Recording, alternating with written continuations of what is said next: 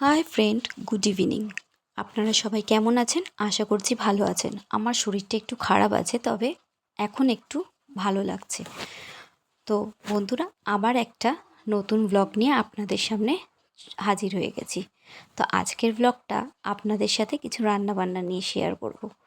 তো গতকাল রোববারে আমরা পুরো ফ্যামিলি মিলে একদম রান্নাবান্না করে জমিয়ে খাওয়া দাওয়া করে খুব এনজয় করেছি।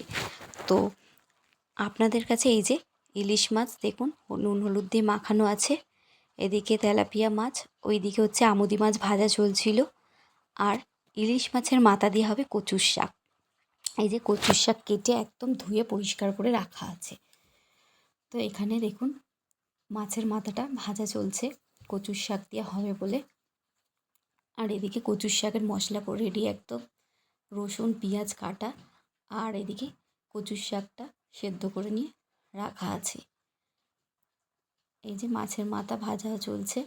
তো বন্ধুরা, আপনাদের কাদের কাদের খুব পছন্দ কচুর শাক দিয়ে ইলিশ মাছের মাথা দিয়ে ভালো লাগে? তো অবশ্যই কিন্তু কমেন্টে জানাবেন। আর এদিকে দেখুন একদম ইলিশ মাছের মশলা রেডি করে রাখা আছে, সর্ষে পোস্ত। এই যে কচুর শাক একদম মশলা দিয়ে কষানো হচ্ছে। কচুর শাকটা ওর মধ্যে দিয়ে দেবো, সেদ্ধ করা কচুর শাকটা। এই যে দেওয়ার পরে ভালো করে নেড়ে চেড়ে আমাদের কচুর শাক রেডি হয়ে গেছে। তো কেমন হয়েছে অবশ্যই জানাবেন। আর এদিকে ইলিশ মাছটা ম্যারিনেট চলছে। তো দেখুন সর্ষে পোস্তর মধ্যে একদম কাঁচা তেল দিয়ে আর মাছের সাথে কাঁচা তেল একদম সর্ষের তেল মাখিয়ে মাছটাকে ম্যারিনেট করা হচ্ছে ভালো করে। মাছের গায়ে মশলাগুলো মাখানোর জন্য মশলাটাকে ভালো করে হাত দিয়ে মিশিয়ে নিয়ে তারপরে মাছের গায়ে আস্তে আস্তে করে মশলাগুলো ভালো করে মাখিয়ে নেওয়া হচ্ছে। আর এদিকে দেখুন গরম গরম ভাত একদম রেডি চলে এসেছে। আর এদিকে ইলিশ মাছের গায়ে মশলা মাখানো হচ্ছে। মশলাগুলো খুব ভালোভাবে মাখানো হচ্ছে যাতে মাছের গায়ে ভালো করে মাছটার মধ্যে মশলাগুলো ঢুকে যায়।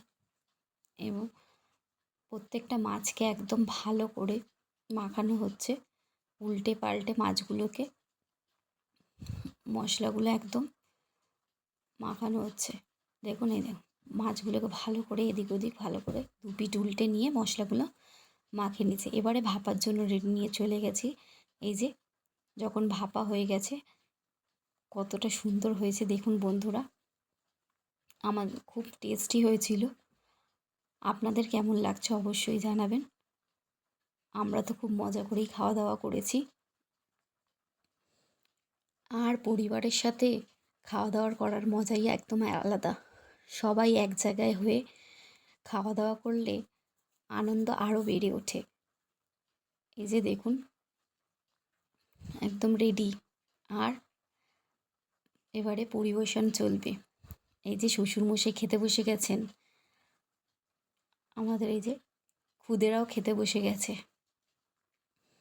আর এদিকে খুদেদের জন্য ওরা ইলিশ মাছ খাবে না বলে চিকেন রেডি, ওদের জন্য চিকেন হয়ে গেছিলো।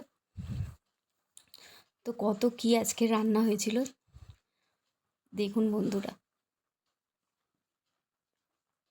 এই যে শ্বশুরমশাই খেতে বসেছেন, কি মনোযোগ সহকারে একদম ইলিশ মাছ খাচ্ছেন।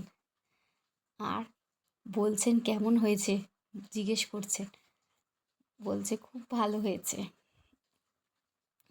এই যে বলছে খুব টেস্ট হয়েছে। আর এদিকে শাশুড়ি মায়ের কাছে গেছেন। শাশুড়ি মা এবারে আমার মেয়ের সাথে একটু কথা বলছিলেন। এই যে রেসিপি কেমন হয়েছে জিজ্ঞেস করছে, টেস্ট করেছেন? বলছে খুব ভালো হয়েছে। তো বন্ধুরা কেমন লাগলো অবশ্যই